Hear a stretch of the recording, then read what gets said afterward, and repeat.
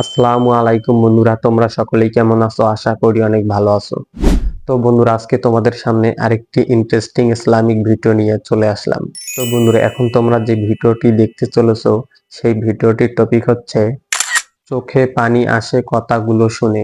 তো বন্ধুরা, এখানে আমরা ভিডিওটির থাম্বনেল এবং টাইটেল দেখে বুঝতে পারতেছি যে বক্তারা ওয়াজ মাহফিলে কিছু কিছু কথা বলে, যেগুলো কথা বললে অবশ্যই চোখে পানি আসে। হয়তোবা সেই ধরনের ভিডিওগুলি আজকের এই ভিডিওটিতে দেখব। আর এখানে আমরা দেখতে পাচ্তেছি আবু তোহা আদনান হুজুর, আবরাহুল হক আসিফ হুজুর, জামশেদ মজুমদার, আরো অনেক বক্তাদের কথা হয়তোবা আমরা এই ভিডিওটিতেই শুনতে পারবো। তাই তোমরা এই ভিডিওটি সম্পূর্ণই দেখো। আর এই ভিডিওটি দেখার আগে যারা আমাদের চ্যানেলটি এখনই সাবস্ক্রাইব করোনি, তারা আমাদের চ্যানেলটি এখনই সাবস্ক্রাইব করে পাশে থাকা বেল বাটনটি অল করে দাও। আর বন্ধুরা, এই ভিডিওটির অরিজিনাল লিংক আমরা ডিসক্রিপশন বক্সে দিয়ে রাখবো, ওখান থেকেও তোমরা চেক আউট করতে পারো। তো বন্ধুরা, আর কথা না বাড়িয়ে এবার ভিডিওটি দেখা যাক। 5:45 ফজরের জামাত, হ্যাঁ, 7.5 ঘন্টা পরে আল্লাহ বলে 7.5 ঘন্টা পরে বান্দা, আমি রাত বানিয়ে চতুর্দিক নীরব করে অন্ধকারে ঢেকে দিয়ে তোমার চোখে ঘুম পাড়িয়ে সব শব্দ নিঃশব্দ করে 7.5 ঘন্টা তোমারে ঘুম পাড়ায় রাখলাম। আহা, ছোট বাচ্চাও তো মাকে বলে, মা তুমি ঘুমাবো না। ছোট বাচ্চাও তো বাবাকে বলে, বাবা তুমি ঘুমাবে না। আমরাও তো কোনোদিন বলি নাই মাওলাকে, মাওলা সারাদিনের এত ব্যস্ততার পরে আপনি ঘুমাবেন না।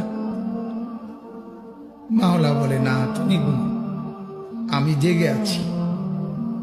ওই যে রাত 2টায় যদি তোমার পেশাব করতে হয় তো তোমার তো চোখ খুলতে হবে।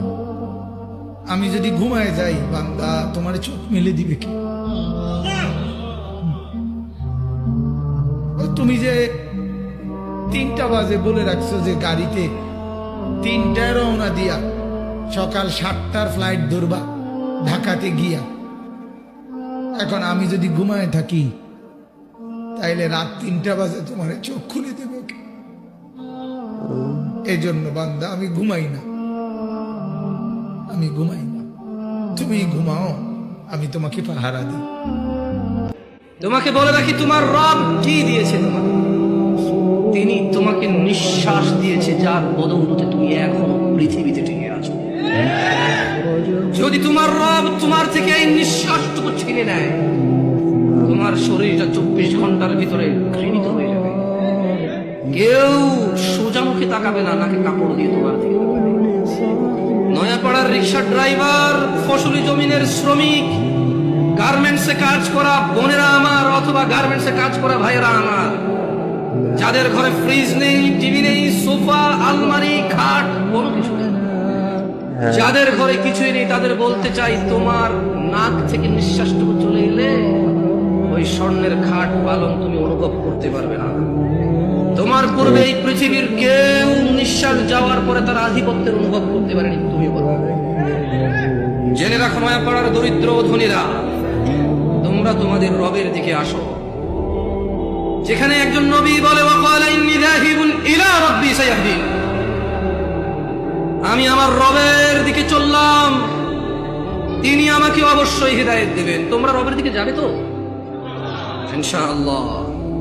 এটাই কিন্তু সেই জামানা, যে জামানা সম্পর্কে নবীজি বলেছিলেন যে একটা জামানা আসবে, সুদ প্রচুর ছড়িয়ে যাবে, মানুষ হালাল হারামের পরোয়া করবে না, এবং যারা সুদ মুক্ত থাকতে চাইবে তাদের গায়েও গিয়ে সুদের ছিটাফোঁটা গিয়ে লাগবে। আজকে লাগছে না? দেখুন তাহলে কত সময় বাকি আছে, দেখুন, চিন্তা করুন। আমরা এখন ইসলামের কথা বলছি, আর এই কথাগুলো নবী সাল্লাল্লাহু আলাইহি ওয়াসাল্লাম 1400 বছর আগে বলে গেছে। 1400 বছর পর এসে আমরা এগুলো আলোচনা করছি। তাহলে আমাদের সামনে কতটুকু সময় বাকি আছে চিন্তা করেন একটু। অনেক কম সময়। একটা যুগের কথা, একটা যুগ আসবে যখন মেয়েরা ছেলেদের পোশাক পরবে, ছেলেরা মেয়েদের পোশাক পরবে। আসে নাই? আসে গেছে। যুগ আসবে যখন ছেলেদের সংখ্যা কমতে থাকবে, মেয়েদের সংখ্যা একটু একটু করে বাড়তে থাকবে। বাড়ছে না? সমকামিতা ছড়িয়ে যাবে, সমকামিতা প্রচুর ছড়িয়ে যাবে। বাড়ছে না সমকামিতা দিন দিন? সমকামিতা বোঝেন কিনা? ছেলে ছেলের সাথে জেনা করে, নাউজুবিল্লাহ, আর মেয়ে মেয়ের সাথে জেনা করে, নাউজুবিল্লাহ। এগুলো এখন বাড়ছে না? অনেক বেশি হয়ে গেছে এখন বর্তমানে। বাড়বে এমন ভাবে মানুষ জেনাকে জায়েজ মনে করা শুরু করবে। ঠিক। এখন মানুষ জেনাকে হালাল করছে না? হুম। কেউ বয়ফ্রেন্ড গার্লফ্রেন্ড অ্যাফেয়ার্স যারা করে এরা কি কেউ মনে করে যেটা হারাম? হারাম জেনে করে? ওরা মনে করে পবিত্র প্রেম। কি মনে করে? পবিত্র প্রেম। কি মনে করে? পবিত্র প্রেম। তো নবীজি এই যুগের কথাই বলছেন। তো কোন গ্রামের পতিতা মেয়ে মারা গেল, হুজুরও জানাজা দিবে না, জনগণও জানাজা করবে না, কারণ সে পতিতা। ঠিক না? ঠিক। তার ঘরে বাচ্চা হলে কি হবে? জারজ হবে। জারজ। জারজ সন্তান একটা পতিতা, তাকে জানাজা পাবে কেউ দেবে না, সমাজ দিবে না। দিবে না? দিবে নাকি? দিবে না। জানাশোনা হলে দিবে না কেউ। গ্রামের কেউ যদি জিনা করে আর সবাই জানে, তার জানাজায় মানুষ যাবে না। কথা ঠিক আছে কিনা বলেন? ঠিক। কিন্তু কোন লোক যদি একবার একটা টাকাও যদি সুদ খায়, সুদ দেয়, সুদ খায়, সুদ দেয়, একটা টাকা, রাসূল পাক সাল্লাল্লাহু আলাইহি সাল্লাম বলেছেন 40 বার জিনা করে যত বড় গুনাহ হতো, যতটুকু না হতো তার আমলনামায় এতটুকু না গুনাহ যায়। এটা নাউজুবিল্লাহ। নাউজুবিল্লাহ। বিয়ের প্রস্তাব দিয়েছি, মানুষ গ্রহণ করে নাই।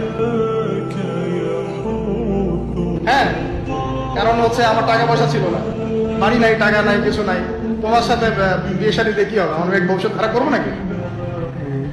এখন লাইন ধরে করে কি করে? এখন যুবকরা এখানে খুব মানে কষ্টে ভোগে। বুঝি, আমিও বুঝি, কারণ আমরাও ভুগেছি এক সময়।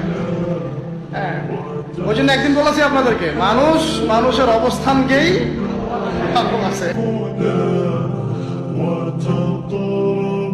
আপনার অবস্থান যদি এখন ভালো হয় না, দেখবেন আপনার পিছনে মেয়ের বাপের অভাব নাই। ঠিক। তুমি মোবাইলে মানুষের বেডি দেখো, তোমার বেডি এটা সাইলা যে কার বেডি দেখলে তুমি? ছাগল কোথাকার? কার মেয়ে দেখলা? অসভ্য। কোন নর্তকী দেখলা? ওই জানোয়ার তোমার চিনে? তুমি যে তার রূপ যৌবন দেখলা, মজা পাইলা, সে তো বিনিময়ে টাকা রোজগার করে, সে তো পয়সার কাঙ্গাল, সে তো তার রূপ বিক্রি করে, যৌবন বিক্রি করে, দেহ বিক্রি করে, সে তো বেশ্যা, সে তো পতিতা, সে তো অসভ্য। তুমি দেখলা, টাকাও গেল, শরীরও গেল, স্বাস্থ্যও গেল, যৌবনও গেল, যৌন শক্তিও গেল, সমাজের মানুষের কাছেও ছি ছি ধিক্কার পাইলা যে ছেলেটা বেয়াদব, কোন বেনামাজি, বেহায়া, অসভ্য। তুমি যদি রাতের গভীরে, রাত 2টায় সাতবক জমিনের নিচেও যদি অন্ধকারে উলঙ্গ ছবি দেখো, আল্লাহর কসম মনে রাখো, দুনিয়ার মানুষ ঠিকই কেউ দেখে নাই, কিন্তু মানুষ তোমাকে দেখে ঘৃণাই করবে, কারণ আল্লাহ তাআলা মানুষের দিলে নাফরমানের প্রতি ঘৃণা তৈরি করে। আমার শায়েখ আল্লামা মুফতি মুশতাকুন নবী সাহেব আরিফ বিল্লাহ হযরতকে আমি দেখছি, উনি তো বাংলাদেশি মানুষ, কিন্তু এই যে হজ্জের সফরে মক্কায় মদিনায় বহুবার দেখছি, আরো বহু দেশের মানুষ, অন্য দেশীয় লোক, কিন্তু ওরা তো ওনারে চিনে না, ওরা তো ওনার সাথে কথাও বলে না, কিন্তু চেহারার দিকে তাকাইও দেখছি মুসাফা করে, অর্থাৎ বোঝে এই চেহারা বলেই দেয়, না বললে কি সে কথা, চেহারাই বলে দেয় এটা কোন আল্লাহ ওয়ালার চেহারা।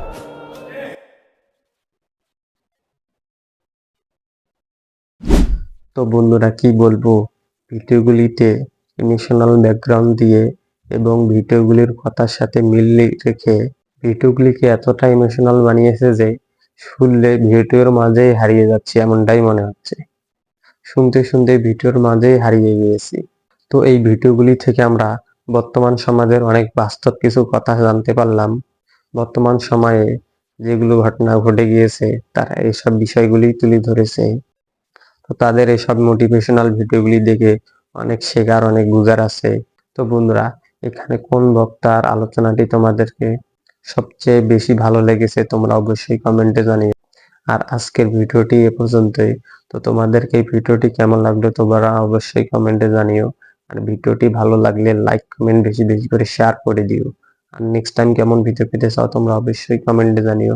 আর নিয়মিত যারা আমাদের আরো এমন ভিডিও দেখতে চাও তারা আমাদের চ্যানেলটি এখনই সাবস্ক্রাইব করে পাশে থাকা বেল বাটনটি অল করে দাও। তো বন্ধুরা, আজকে পর্যন্তই।